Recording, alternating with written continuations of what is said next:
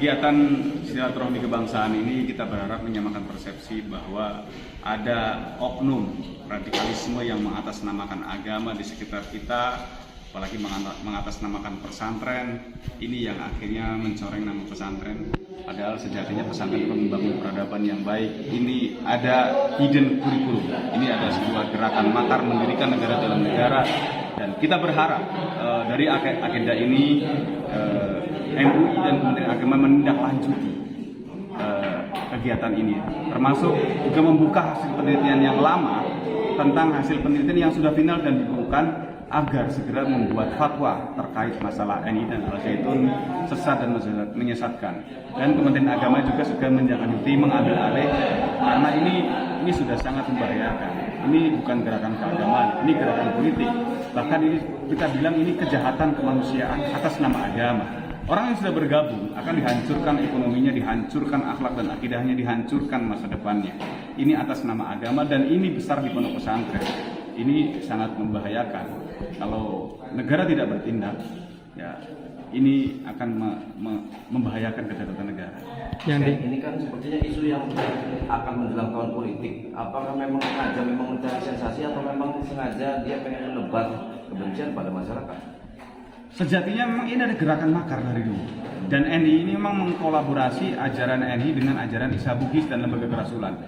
Dari awal terbentuknya memang dia sudah mengajarkan makar dan mengajarkan kebencian kepada orang. Namun di permukaan ajaran Isa Bugis ini seolah-olah mereka toleran karena ajaran Isa Bugis ini adalah dia kolaborasi, sinkretisme agama, penggabungan beberapa agama menjadi satu dan selalu menggunakan logika akal yang tidak masuk akal, tidak akal. Makanya rukun Islam pun dirubah, termasuk haji nggak perlu ke Mekah, haji ada di Indramayu Jawa Barat di Al-Zaitun, terus sholat belum diwajibkan, dosa bisa ditebus. Nah ini gerakan-gerakan ini kan gerakan clandestine, gerakan bawah tanah, dan informasi ini sudah ada di tangan MUI dan Kementerian Agama pada saat itu yang dihasilkan. Jadi cukup dibuka saja, saya rasa masyarakat sudah tahu buat fatwa dan ini menjadi landasan aparat untuk menindak Al-Zaitun juga secara hukum. Karena banyak kasus tanah yang tidak selesai, yang hanya dibayar uang muka, minta sertifikatnya sampai sekarang tidak dibayar. Ada kasus-kasus hukum juga misalnya dana BOS itu tidak ditransfer ke rekening yayasan, tapi ditransfer ke rekening atas nama AS Panji Gumilang. Ini kan sudah pelanggaran hukum. Jadi kita berharap negara hadir. Kita punya intelijen, ada BIN, ada BAIS, ada Baintelkam, punya Menko Polhukam.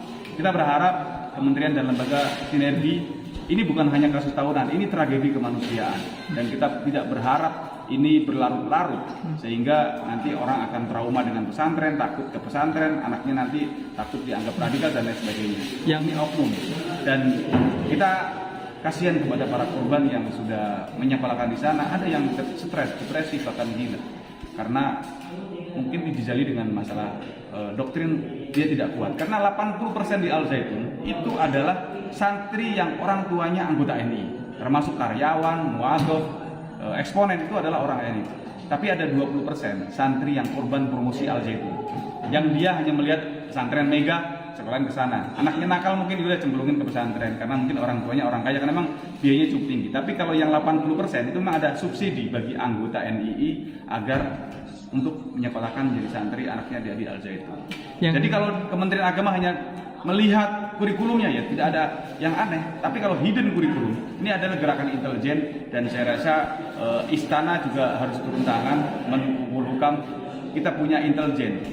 Jadi jangan sampai seolah-olah intelijen tidak bergerak. Ini adalah gerakan yang sangat membahayakan kedaulatan bangsa. Yang diketahui Mas Ken sendiri selama berada di dalam Al-Zaitun, yang paling menonjol penyimpangannya itu apa? Menghalalkan segala cara dalam hal infak bukan infak sebenarnya, iuran paksa. Jadi di NI ada namanya harta ini adalah diambil oleh pimpinan. Ayatnya adalah ambillah sedekah dari mereka untuk membersihkan diri. Jadi ada yang sampai jual tanah, jual rumah. Terus tadi sholat juga belum diwajibkan, bukan dilarang ya, tapi belum diwajibkan. Jadi mereka mengatakan negara Indonesia masih jahiliyah, masih Mekah, hukumnya bukan hukum Islam, hukumnya Pancasila, tauhid, demokrasi, haram. Jadi ya sholat itu besok ketika negara Islam sudah menang.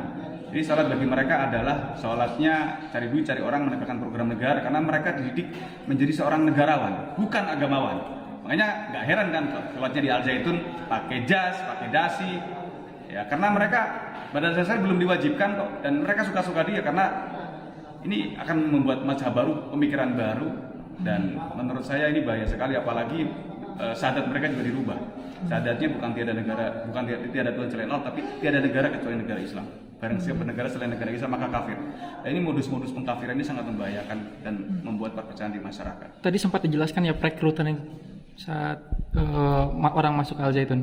Ya, rekrutannya mereka menggunakan sugesti-sugesti agama dan biasanya menggunakan pertemanan dan mereka seperti multi level marketing. Pemahaman yang dia yakini ini bukan hanya untuk dia sendiri, tapi harus disampaikan kepada orang lain. Satu merekrut 5, 10, 20 dan dia tidak akan pernah berhenti sebelum mendapatkan pemikiran baru yang menurut dia lebih bagus dari yang dia yakini saat itu. Jadi sakaunya lebih sakau ini daripada narkoba.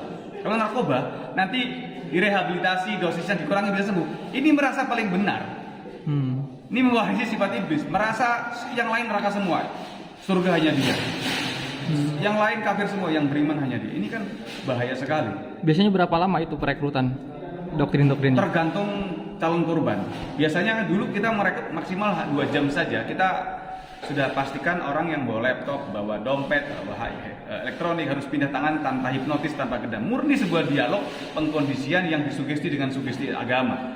Ada istilah untuk menguasai orang yang bodoh, bungkuslah sesuatu yang batil dengan agama.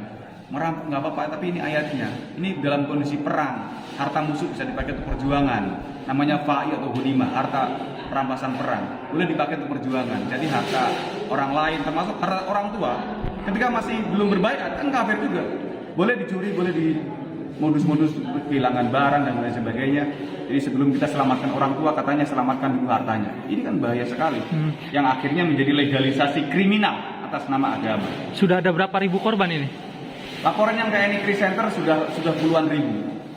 Dan terakhir kita yang paling banyak yang kita tangani yang sudah kembali ke NKRI di Sumatera Barat, satu sesi kita ada 1.157 anggota NII, ex-NII yang kembali ke NKRI di Jambi, di Riau, di Sumsel, di Maren Lampung, di Jawa Barat, Jawa Tengah, seluruh tersebar di kita. Bagaimana supaya mereka bisa kembali kepada masyarakat, dan ini menjadi warning agar berhati-hati karena tidak cukup modal semangat saja kita dalam belajar agama, tapi juga harus dengan ilmu yang benar. Karena kalau hanya modal semangat kalah debat nanti akan mudah terpapar juga ke sana.